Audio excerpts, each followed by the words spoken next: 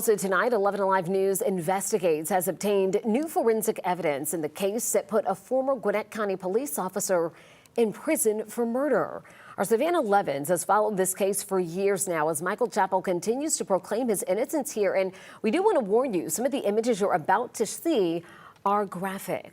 Yeah, thanks, Jennifer. Michael Chappell was scheduled to face a judge this Friday in a habeas hearing to make a case for his innocence. But in the wake of these new reports, that is now being delayed. So as a quick refresher, in 1993, 53-year-old Emma Jean Thompson, right here, she was found shot dead in her car, and her purse containing thousands of dollars was gone. Eyewitnesses reported seeing a police vehicle behind her car around the time of the murder.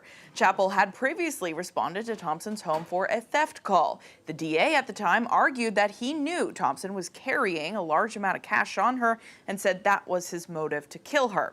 Now, 11 Alive has obtained tonight 3 copies of reports just entered into evidence by Chappell's legal team. The first is from an independent forensic lab, which reviewed the evidence in the case. It questions the case the DA presented during the original trial, including testimony that Chappell shot Thompson while she sat in her car and that there was high-velocity blood spatter from Thompson on Chappell's raincoat. Now, the report concluded that testimony was, quote, rife with scientifically unsupportable declarations and should be disregarded. Now, the second report entered is from another forensic lab, which examined Chappell's raincoat. It found there were, quote, insufficient characteristics to conclude that the stains on the jacket were high-velocity blood spatter. The third report is from former Georgia Chief Medical Examiner Chris Sperry, who wrote, based on his analysis of the evidence, he believes Thompson was, quote, probably shot once when she was outside her vehicle and then her body was placed inside the vehicle. Now, all of those findings and reports raise some serious questions about key pieces of evidence